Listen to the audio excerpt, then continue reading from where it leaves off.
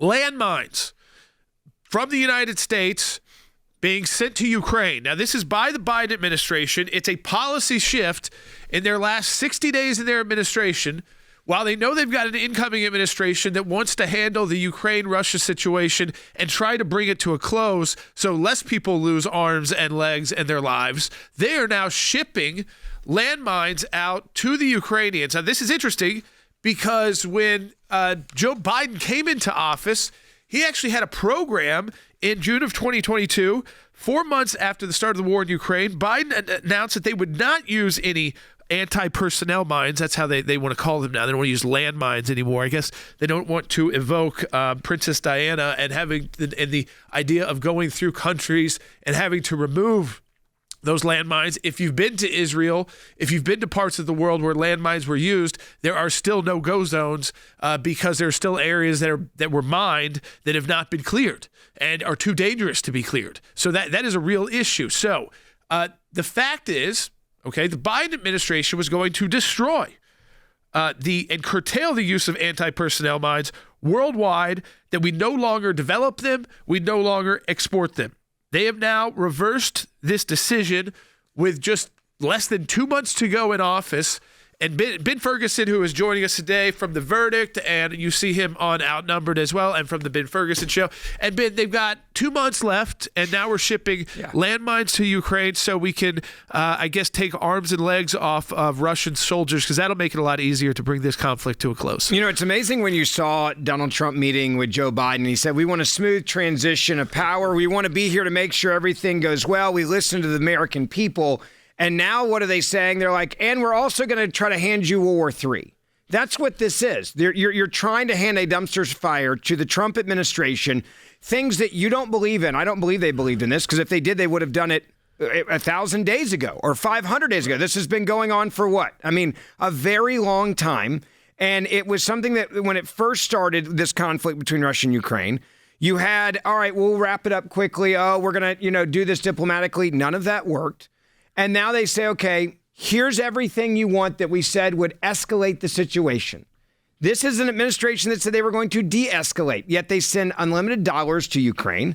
And they say, here's more weaponry. Here are things that put you into an actual world war. And I think this is honestly just hoping on the day that Donald Trump is sworn in, January the 20th, that he and his foreign policy team are handed a disaster they can then point and say, good luck with this. Yeah, I think, for members of our military, those who served, many of you who probably served in conflicts where landmines were used, this is something that, the United Nations has tried to make a move because they are so dangerous, not just during conflicts, but after conflicts. Children end up, years after conflicts are done, decades sometimes, and children end up stepping on them. We've had big campaigns to try and rid the world of landmines, to say this is not something we are going to utilize. The Biden administration in 2022 said they're done producing them and they're going to actually start destroying our stockpile of landmines or whatever. I love the term that they use, anti-personnel mines, which is even more dangerous because I think that means that there are landmines that can actually take out an entire vehicle. Yeah. But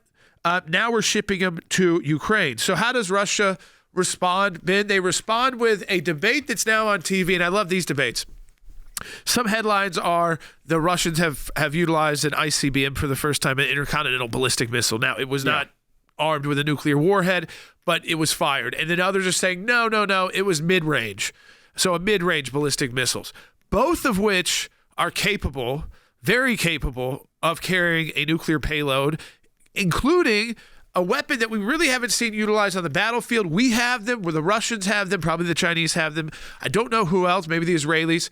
These tactical nuclear weapons, and tactical nuclear weapons mean they have less of a range of disaster, of nuclear fallout. This is not how you take out an entire city, but if you were going up against a massive force, or you were trying to take out, a large amount of troops or vehicles, you would utilize one of these weapons and then hope that the nuclear fallout was contained. Remember, they have been tested, but they haven't been used in warfare.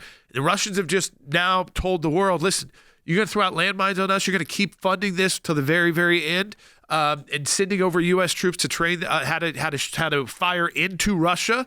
then we're going to shoot off a couple of missiles that have got the capability of carrying nuclear weapons. Yeah, and that was the only point of this. It was to say, you want to go there, get ready for this, and see what happens. I was talking this morning to somebody that works in the military, and he said to me, he goes, I don't think people understand just how close this can take us to World War III, because if you don't think that Vladimir Putin would use one of these nuclear weapons, the smaller ones as you just described it, against people in Ukraine and say, well, this was because we had to hit this ammunition area or this airport or this power grid or all these troops where Zelensky was staging an invasion. They'll lie, right? There's propaganda. They will lie to their people and they will justify it to their people why they had to use a smaller nuclear weapon. This is something, if they did it, then how does the world react? That's the bigger question. I mean, you noticed last week that you had the German chancellor who called and said, hey, maybe we need to dial things down a little bit. Yeah. Because do you bring in these other countries? You have Russia that has just shut off natural gas. I think it was Austria just a few days ago. This is ratcheting up to the things that happened in World War II. Yeah, that's what they do in wintertime. They get the natural gas. They try to freeze everyone out. People to death. Yeah. I mean, this is about freezing people to death. And if you look at what they hit last week in Ukraine and hitting the power grid in Ukraine, it was to make sure they could maximize civilian casualties throughout the winter. Because when you don't have electricity and you don't have the power and you don't have the gas, people literally freeze to death. We saw this last winter. We saw it the winter before. And now they're saying, we'll do it on a larger scale, and there's no one that can save you. Yeah, I want to go to this because this is Democrat Jason Crow. He's a congressman from Colorado, and he disagrees strongly. He's a veteran, I think, with the Biden administration. Take a listen or watch it. Bite number 2. And on the landmine thing, I disagree with that decision as well. I think it would be setting a dangerous precedent. There's an anti-landmine treaty. These are weapons that the United States should be leading to prevent the use of around the world, and I just don't like the idea of that precedent being set here and creating permission for that. So you think this is a bad idea that the president is doing this? I just to make sure I've got that. I do disagree with that. Yeah, I mean, I'm very clear about that. I have pushed against the use of these weapons, and I think the United States should be leading to help prohibit the use of these weapons around the world, not enabling it. I thought we were. I actually thought, I knew, again, that there are IEDs and things like that were used in Iraq and Afghanistan, and those were developed by the Iranians typically to take out our Humvees and other troop patrols, and they were very deadly, and that's why we say that the Iranians have blood on their hands from many conflicts we've been involved in. But now we're shipping them out, and I think when we're shipping them out to and the Biden administration, I say we because it is the U.S. government, and Trump owns that when he comes into office, and the Trump team, and if they're already getting distributed, how do you pull them back? Right. How do you pull it? And what do you tell Putin that we're going to go in there and demine it? I mean, that, first of all, which is a process that, again, if you've traveled any places in the world, they are still having issues with going back to World War II. And you also have the question of, if you hand this to Zelensky's guys and they decide to put them out, are they going to listen to the U.S. going, hey, you know those weapons we sent you the other day? Hey, we don't want you to use them anymore. They could easily just lie and say, sorry, we've already deployed all of them, even though they actually have not. And that is where this is all about, a dumpster fire. This is the Democratic Party, and I'm waiting for all of the Democrats who are sensible and responsible to stand up and say to this White House, this is not what we believe in, this is wrong, and start saying no to this. But notice it's basically crickets, because this is about, we want to hurt Donald Trump when he goes into office. We want to saddle him with a new conflict and a new war that takes him off his domestic agenda, and we don't care who dies in the process, and people will die because of these decisions, and they know that. Yeah, what they are trying to do, what you say with the domestic politics is exactly right. You know, they don't want to talk about DOGE. They don't want to talk about cutting federal spending. They don't want to talk about improving the economy, getting out of this inflation, and getting people back to work. But also the federal, just the fact that only 17% of the federal workforce is going into an office right now. If you've gotten calls from any of these federal agencies, can you please 17%. I think people need to understand. So you got 100 employees, only 17 of them are going into the office. Yes, and the federal government has hundreds of thousands of them. So imagine at like HHS and all those places you drive by when you're in Washington, D.C., Department of Education, all the ones that they'd like to cut or completely cut down to nothing eventually. There's no one going in. I mean, literally, there's people that are, I guess, going in that have to like turn something on.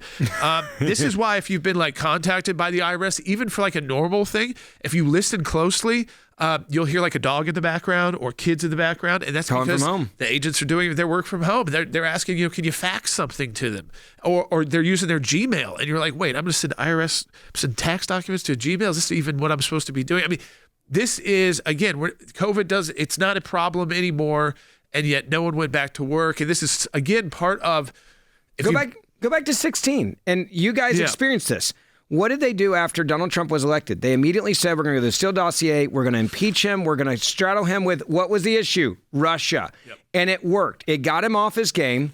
It got him distracted because you had to be distracted when they're trying to impeach you. You guys were involved in that and defending him. We were the attorneys for the Mueller investigation. And then when Mueller was done and had nothing, and there was nothing to do, that was immediately they switched to Ukraine. Yep. And it was Ukraine. It was the phone call. The perfect phone call. Impeach someone over a phone call where he said, hey, we've had these issues with Hunter Biden, Joe Biden, and Ukraine. And Burisma. Is this something you should look at? And of course, now we know you should have, but we did impeach him. And then he got impeached when he wasn't even president. Yeah. And you go back to that, and it worked. It worked so well in 2016.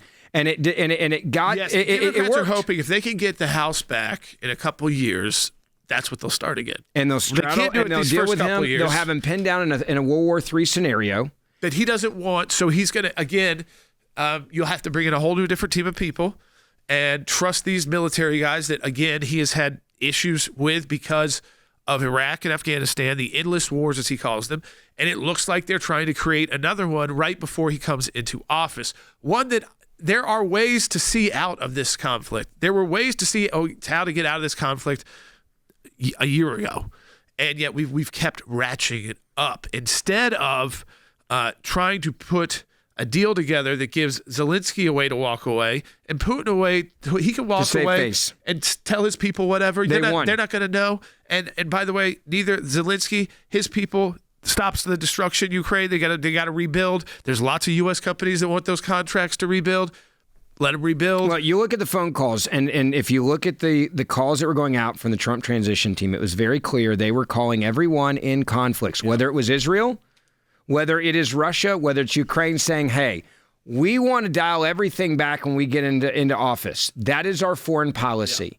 Yeah. And so the game that was played was the Democrats immediately said, no. If that's what you want, whether it's the right policy for the world or for the United States of America, or even respecting the voters, and the voters need to realize this right now more than ever before, the Democratic Party does not respect your vote. They do not respect who you voted for, and they are going to do everything they can to undermine Donald Trump every day in Washington.